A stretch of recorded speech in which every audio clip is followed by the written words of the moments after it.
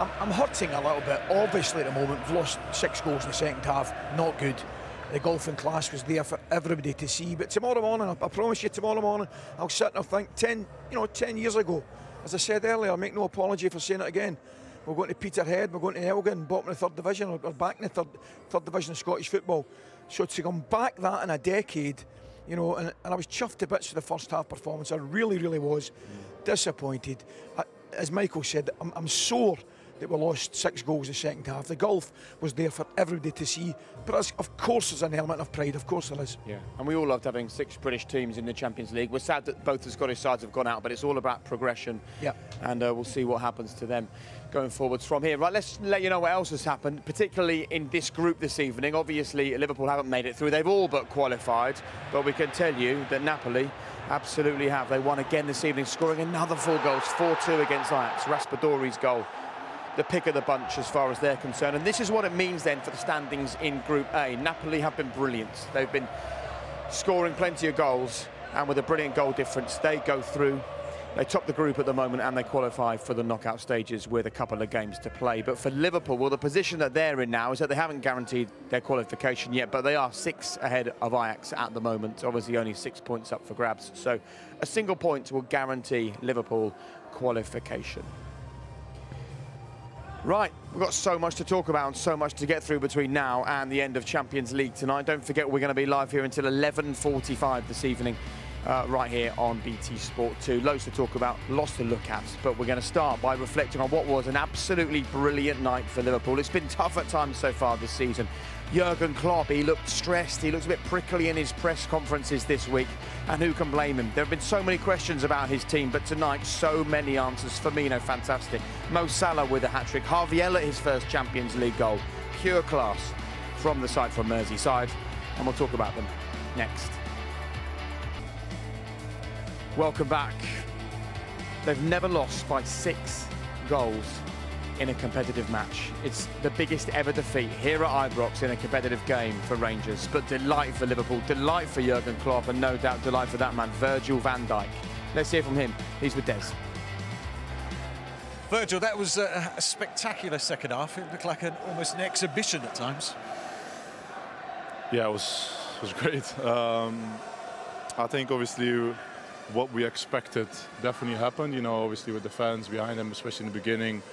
You know, they will try to give everything, and you have to be very composed and play the ball quick from side to side, between the lines, get on the ball, put your body in between the ball and the player, and you know, play with composure. And I think at times we did it. In the first half, we could have done it better. But second half, we did it much more better. You're one of the players who've actually played here before in a Scottish League Cup a few years ago, so you'll have known that they. I've never played there, you know. No, I was playing. The game was at Hampden, Hampden Park. So it was my first time here, and you know, obviously it was a great result. Good night in Glasgow. And a fantastic performance by your strikers tonight. Let's say that. I mean, Bobby Firmino showing in the first half and through into the second, and Mo Salah was ruthless. Yeah, obviously they had to come, the Rangers in this case. So the spaces will be there if you play it well, and they obviously the quality they have, and they showed again tonight is we need for the rest of the season, of course. So yeah, good goals. Yeah, an important statement tonight. Well, there's a lot of people questioning Liverpool, and you've heard all this before, but I mean, it's an important for morale and to boost everybody's confidence. Well, obviously it's not a bad thing winning 7-1 over here. Obviously, I think from the outside point of view, obviously everyone expected us to win here. But we take it game at a time. Obviously, we know that we're in a tough period, and we take it game by game, and that's how we approach tonight. That's how we will approach from now on the big one on Sunday. You know, they are in fantastic form. It's always difficult games against each other for both sides. So we'll prepare well, recover, and be ready for Sunday. Thanks, Virgil. Thank you very much. Is there an argument that the scoreline is significant in terms of Liverpool's season and where they found themselves in recent days? Quite possibly, yeah. There was always the concern after everybody questioning Liverpool's start would it be? Everybody's saying it might be a good time to play Liverpool. Can't go with the fact you've basically lost your voice up. Absolutely. No, I think for the first 45 minutes was a game, but Liverpool just took it to a new level and stepped up. They didn't step up one gear, stepped up 2 or 3 gears, and it was a mismatch in the second half. And people have loved enjoying watching Liverpool struggle. You know, that's often how we operate, isn't it, in this country? But let's really look at what this is about. You know, they had that huge season last year, sort of 64 games, hardly any break over the summer. They've had serious injuries. It's really interesting to see how much people are relishing it. And actually, if we look at the facts around why it may have happened, you can argue that this is still a hangover from the fact they could have won the lot last season and didn't. Well, exactly, and I'm not sure. I mean, struggling by their standards, it's been an average start to the season, but domestically, 14 points off the top. Champions League, it's virtually signed and sealed after 4 games. Still 2 games left in the group, so that's a big tick in the box. And yeah, domestically, they're off the pace at the moment. They're putting a couple of incredible performances. I mean, we've seen a 7-1 tonight. We've seen a 9-0 against Bournemouth. Started the season sloppy, no question about it. And I still think there's a few cracks. You know, we looked at them in the first half, and we were. You know, I'm sure we'll go into a bit more detail about the goal that they conceded and another goal that they could have conceded. So I still think there's a little. They're not quite the same, but these people that are saying, "Oh, Liverpool have gone, they're not the same," and all this rubbish. I mean, well, that's what it is. It's rubbish. Don't forget, a couple of seasons ago, Liverpool had a really poor season in the COVID season. I mean, really poor season. And look what happened the next season. They bounced back. Last season, they were inches away from being one of the all-time greatest teams, and now a few games in, everyone's saying they're rubbish. I mean, come on. Listen, you can say that people are reveling in the decline or the mini decline of what we're seeing at the beginning of the season. There are going to be opposition fans that are going to be happy with that because Liverpool have been successful the last few years.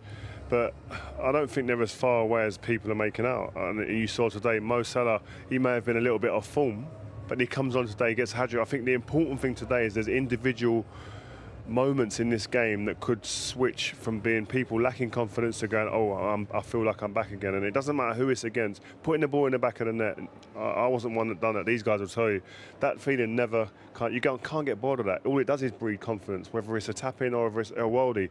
He managed to get 3 today. Firmino managed to get 2. I'm sure them players will be going into this next game against Man City, huge game, bouncing with confidence, but still, I think there will be fragile minds as well when things maybe don't go their way. This team are accustomed to going one behind in games. It's happening far too often. That's one of the things I think that will be irking the manager. He'll be sitting there going, why is this? Why can't we start the game properly? Why are we giving teams a 1-0 goal start at the moment? They're little things they've got to change for their season to make a drastic change. Well, let's have a look then at the goals from the second half. Firmino, I mean, brilliant. Yeah. Brilliant. I said before the game, I was a great admirer of his game knowledge, his game intelligence, and I just really think he's an extremely clever player. You said you'd like to have played him, haven't you? The way he plays. Real. He's one of these players, if you make a run, he knows where you are. There's only certain players have got an awareness of people where they are on the pitch, and he's one of them. Whether he's receiving the ball or he's making a run, he just knows. He's looking there to see where Tavernier is. Great ball, isn't it? It's a brilliant ball. Ken should probably went back with him a lot earlier, but I'm looking at Firmino. The first thing he does, he looks to see where the right back is, knowing, okay, I'll stay this side, and that's where I'll make my run. He's just a very, keeps the ball down well, obviously, and the finish, you could argue Almagre's a little bit unlucky, but it's a brilliant goal from a very, very clever player. Yeah, he was the star player, I thought, tonight. Yes, Mo Salah came on and scored a hat-trick, but it's a lot easier to do that as a substitute, tired legs and everything else. And a great assist. Well, I mean, talk to me about that. The ball is slightly behind him, and most people would take a touch with their left and flick it through with their right, but no, he's just improvises. He's just total quality, isn't he? But as I say, it's hard breaking the deadlock in a game or equalising when it's tight, and he scored 2 really, really important goals that set Liverpool on the way, and the rest was the icing on the cake. No question. I think in this atmosphere as well, some players can get caught up because it's such an electric atmosphere that everything's hustle bustle. Never the case with Firmino. Everything when it comes into him slows down, plays the game at his pace, and the way his fluidity through the game, like you see there, he doesn't even have to shuffle his feet, he just improvises. That's the Brazilian samba that he's got in his game that is different to a lot of the other players. I think he's one of these players, Firmino, when in the 45 minutes where it's all, a lot of it's passion, a lot of it's high intensity, great players like Firmino look as though they've got a split second more time on the ball. And also he's been needed because Sadio Mane's obviously left. Mo Salah, there's been a few question marks about him. Nunez is getting used to the Premier League. Suddenly this guy's been absolutely central to Liverpool. But even with that, you would still say maybe at the start of the season, a lot of people would have put him in 5th place, you know, in terms of the pecking order. Now, the biggest game in the Premier League is about to take place at the weekend. I can't imagine he's not playing, so he's already, you know, had such a good season and such a good recent, you know, got recent form that I don't think Jurgen Klopp can leave him out at the weekend. And using the striker's mindset, what does tonight do for Mo Salah? Oh, what a breath of fresh air it is. I think Rio was spot on his assessment when he said, you look at Liverpool tonight, second half, brilliant. Manchester City will watch that game tonight, for example, and see Liverpool saying excellent second half. However, they'll see one or two things that they'll fancy. Manchester City will fancy a little bit. I've no doubt about that at the weekend. However, Salah, I looked as though Salah was needing, throughout the start of the season effectively, he's not been the same. He's needed a little bit of boost. He's needed a wee jag. Tonight he comes off the bench. He'll have gone maybe mentally a little bit from there back up to there, and now you can guarantee, you know, he'll be really looking forward to the weekend. Talking of people scoring a goal to mentally make a difference, I think Nunez's goal was important. I thought he was quite ragged in the game today. I thought for the first hour, I love his movement. I think he's a real, you know, a real try, a real good runner, and makes some great runs, galloping runs into the channels. But his end product today was just a little bit off, just a bit slack, ragged, wasn't I don't think it's 100% he needed that tight. goal. Nothing's looking clean with him at the moment. Yeah, he's snatching. And you guys will know better than me as forwards. When in the moments where you're not scoring goals, you just make quick decisions. You think, I want to get rid of it, try and score as quick as possible. And it's rather than taking an extra touch, taking your time and slotting things. But the goal he scored was a very good finish. Indeed. Well, let's have a look, shall we, at the Mo Salah hat-trick. What was it? Just over 6 minutes? 6 minutes, 12 seconds, I believe. Class. I mean, the one off the inside of the post is probably the pick of the bunch. But his movement's good, as you'd expect. He takes great touches. This is a brilliant touch with his right foot. What his touch with the right foot does, it takes it away and makes it impossible for Barisic, your left back. But again, the finish, it's the only thing he can do. He can't side foot it, he can't drive it. It's impossible because I think it's Davis that's coming across. He can't side foot it with his left foot. All he can do is bang.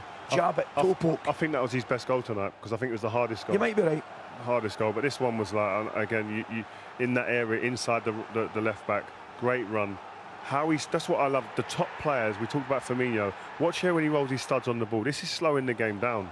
When this normally gets hazy for other players, he sees it clear. You can argue the keeper, maybe it goes in a bit slow. He could get across the goal quicker, but the fact he slowed it down and then played at his own pace, picked his spot, that's the top level, the difference. Yeah, I mean, I thought the goalkeeper either was expecting him to curl it into the far corner like he did for his last goal, or he got his angles wrong. The first goal, I thought, one thing that we were missing and in terms of touching on was his strength. This lad is one of the strongest footballers around. He's got a low centre of gravity. But this is stereotypical Mo Salah for me. If I think of a Mo Salah goal, that's it. Cutting in from the right-hand side, curling into the far corner. Is that your favourite, Ali? Do you know something?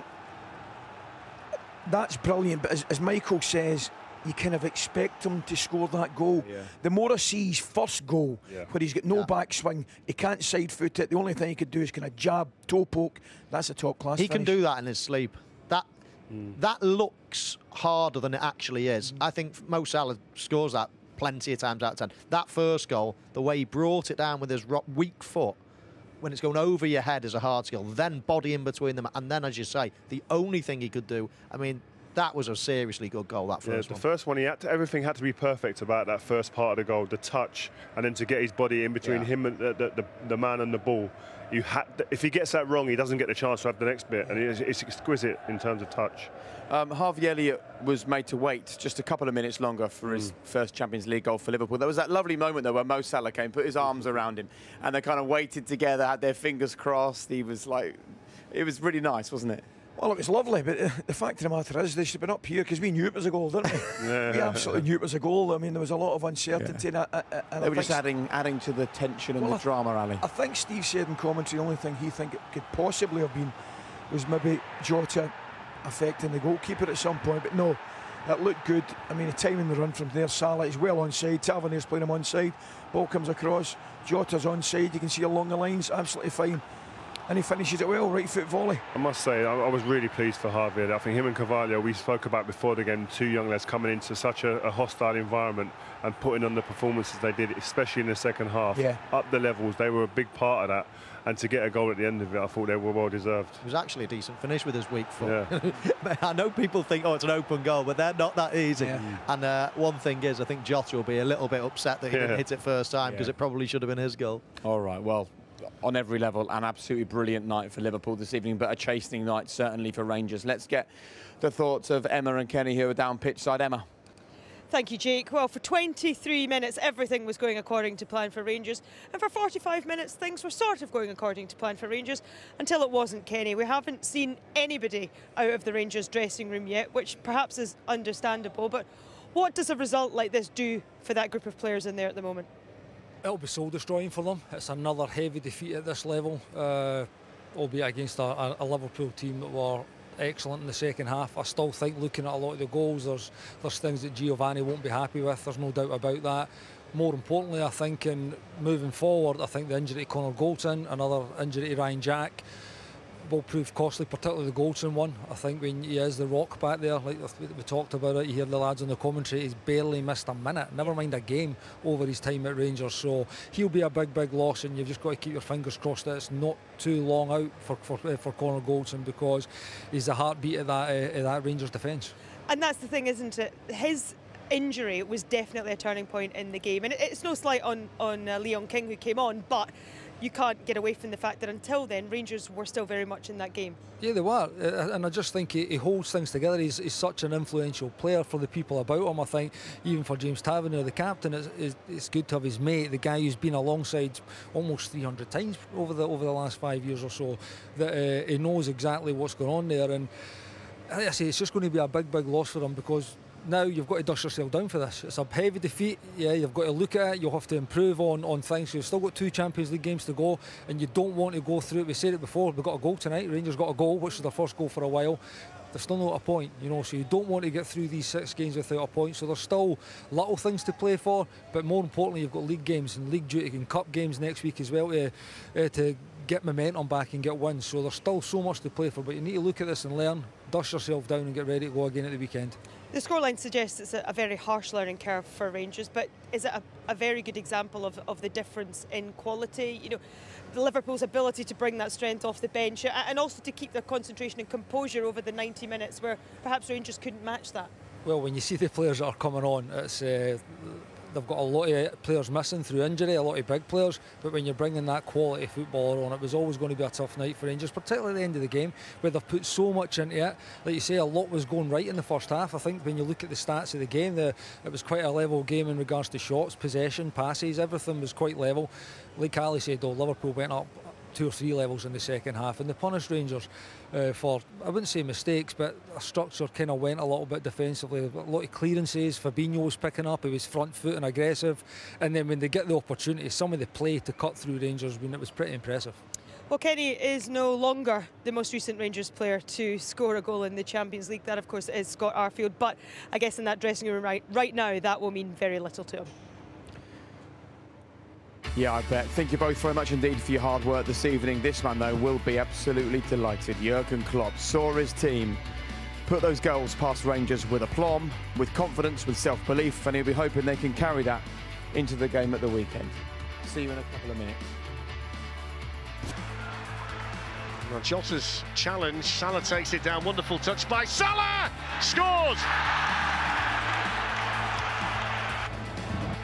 Salah with a shot!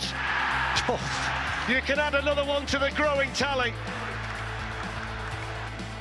Lovely control by Jota, touch was exquisite. Mo Salah's on a hat-trick already, gets the hat-trick! Oh! Super Mo in Glasgow for Liverpool. Mo Salah off the bench with another hat-trick. Well, among all the injuries, the results and the question marks about Liverpool at the moment, the fact that Mo Salah gave Jurgen Klopp 3 great reasons to smile is good news for the club. Let's get his thoughts right now. Jurgen Klopp is with Des. Jurgen, that was a tremendous second half. I mean, wow, 7-up. Actually, I like the first half already, to be 100% honest. Big parts of it, at least. Of course, again, we conceded that goal. It was well played. Reaction was good. And in our good spells in the first half, we played already exceptional between the lines, and we showed the boys situations that we can do that and have to do that more often, and then it will be pretty exhausting for Rangers, because it was tough to defend us in these moments. And yeah, and then Darwin opened the box and more as well, and then it was well scored. Harvey, huh? That's 6. Yeah, that's it. Mo's hat-trick is the fastest in Champions League football. I mean, this is a ruthless performance, is every word for it. Yeah, different position, more inside. We have to force him a bit, but it's no, of course, that is an outstanding player, we all know. And today he showed that, and that's good. And speaking of outstanding players, Bobby Firmino, it was a fantastic show. 2 goals, a brilliant assist. I mean, you rely on him. He's a player you can trust. Yeah, of course. Oh, the goal was now a cheeky one from Costas. We wanted to go there, but you have to hit the one anyway. So it was a great goal, a great equalizer, very important. Yes, he played an exceptional game. To be honest, I didn't see a lot of players tonight who didn't play really well. So Harvey played super, Fabio played top, both sixes from the beginning really there, centre halves top. Yeah, there was everybody was spot on. So in a difficult game, it could have been much more difficult. We know that, and so that's why I'm really pleased. Particularly because they took the lead, and the crowd is in. Yeah, it's everything you probably didn't want. Yeah, the difference in the atmosphere is massive when they score and when we score, obviously.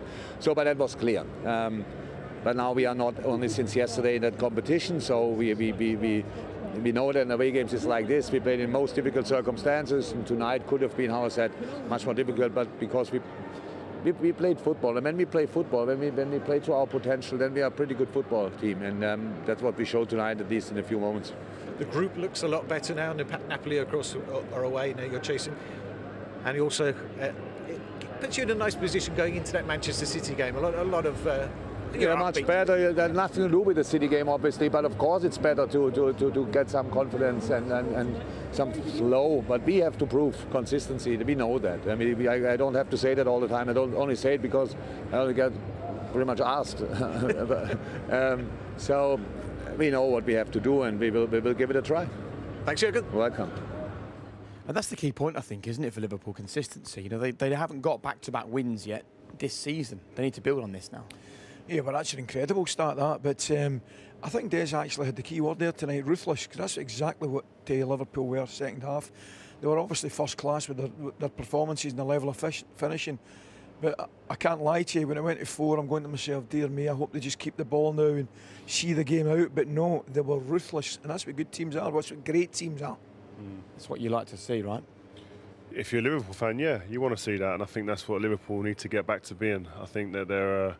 like he said there, they're a good team. When they play well and play to their strengths, this formation still, I see chinks in the formation, the way they're playing, the way they conceded a goal today was a replica of the goal, one of the goals they conceded against Arsenal, and I'm sure that's what Man City will be looking at. I think this is an example of that. We spoke about before the game, the 2 centre midfielders playing in there.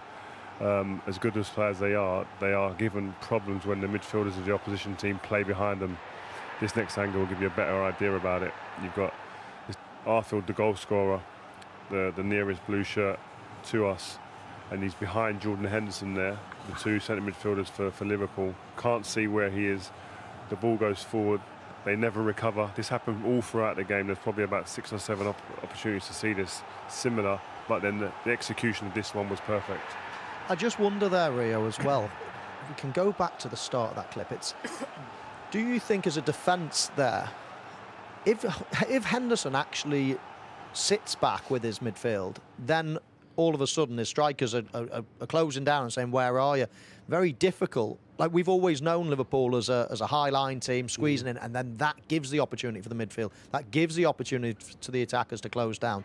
But when the attackers go and close down, if Henderson actually goes back 10 yards instead of backing them up, then, you know, he's almost... Midfield are always in a no-win situation, depending on what's behind them, what's in front of them. And I just wonder whether the back four, he's used to the back four squeezing closer to him. I think I 100% agree with you. I agree when the ball's in central areas on that side of the pitch where Jordan Henderson and where they were on that side, I think the centre-back's got to be communicating with the midfielder, with Jordan Henderson, right, left. Don't let the ball get played in. Once the ball gets transferred to the other side of the pitch, the centre-half then's got to be screaming at Henderson, get yourself near or at least goal side or near.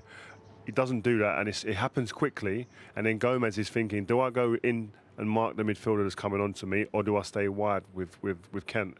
And he obviously gets caught in no man's land, and it's a great touch away from him, as Ali told us earlier, and it was a fantastic finish. It's one of the factors as well, lads, is it maybe because when they're sitting with a 2, it's easier for them to get in behind the gaps, in behind Henderson, Fabinho, if you like. Because I'm thinking if they do play with a 3, there's 1 there and 2 in front.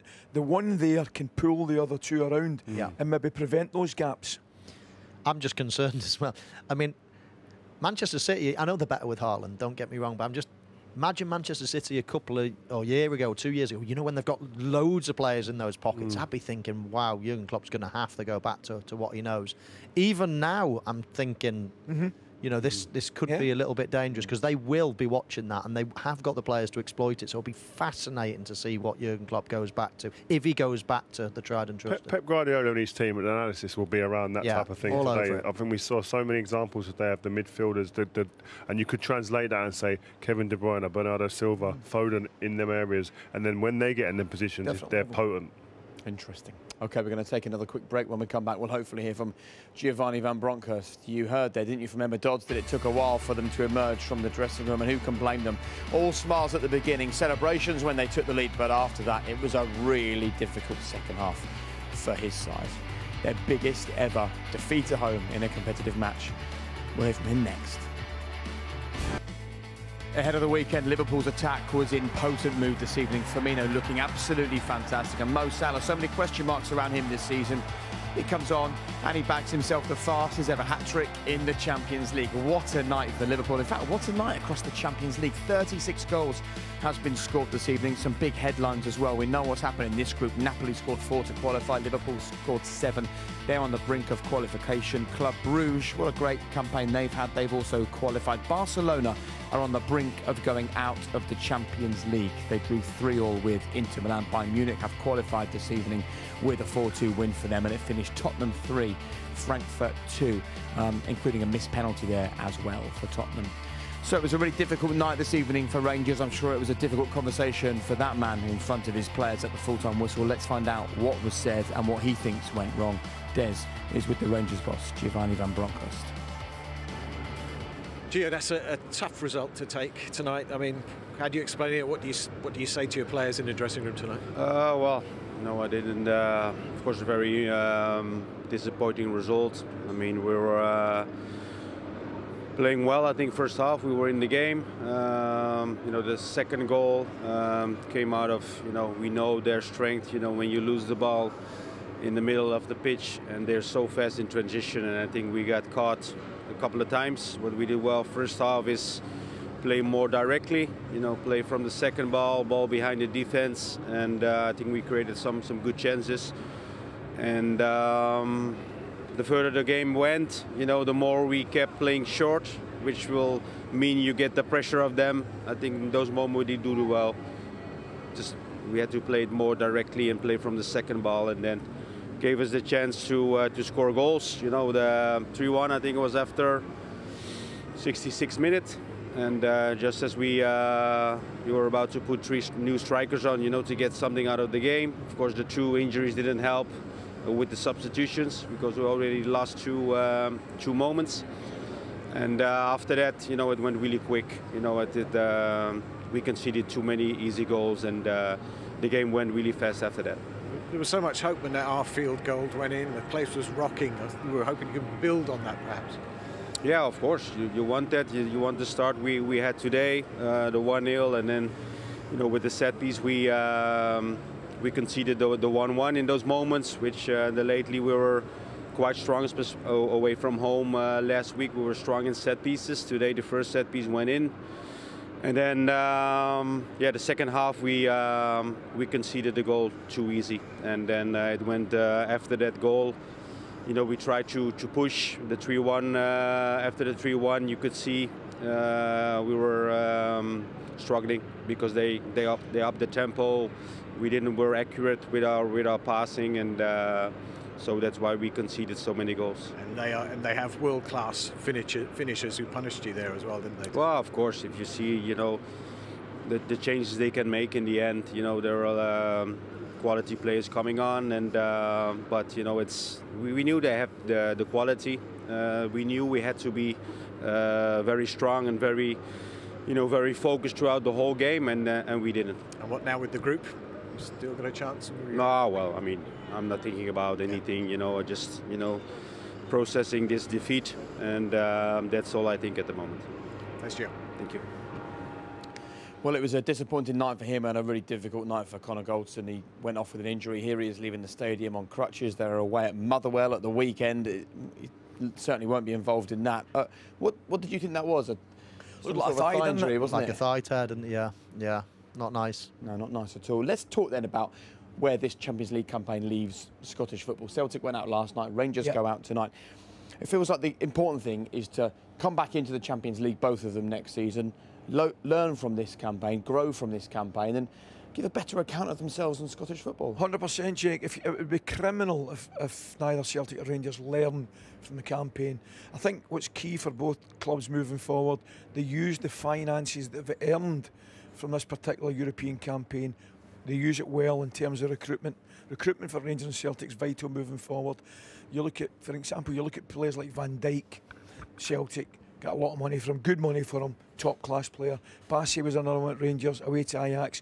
That's the kind of level of recruitment that Rangers and Celtic need to get, but they need to keep him on improving at the same time.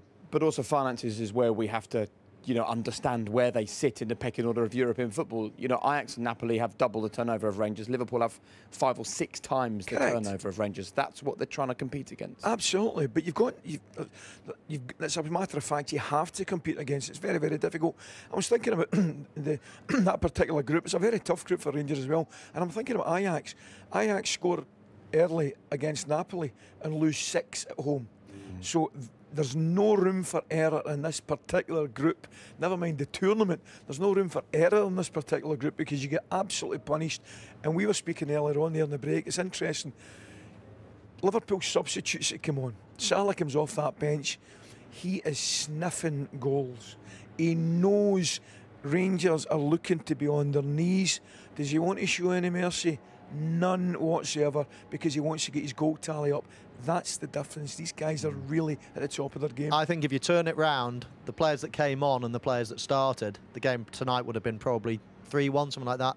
Yeah. Because if Firmino comes on, he's not got that killer instinct like Salah. So he comes on and keeps possession and, yeah, we're 3-1 up, let's just win the game. Salah comes on, this is an opportunity to score a hat-trick. Yeah. And that's the difference. That's why they won 7. Interesting. Well, look, we hope that Celtic and Rangers are back next season, and we hope that they have a better campaign than they've managed this time around. Hope so, Jake. You're not finished, though, by the way. You've got another hour of work to do before we disappear. But you'd never ask. We'll get my Strepsil before we start the next one. We need something. Just a quick reminder that, of course, tomorrow night we've got Champions League, a Europa League and Europa Conference League action for you, including Arsenal, Manchester United in action, West Ham as well. We've got Shamrock Rovers up against Molde. So if you want to continue watching European football, BT Sport is the place to be tomorrow evening. And in fact, it's the place to be straight after the break, because it's Champions League tonight up next. All the action, all the goals from the night, and plenty more from these 3.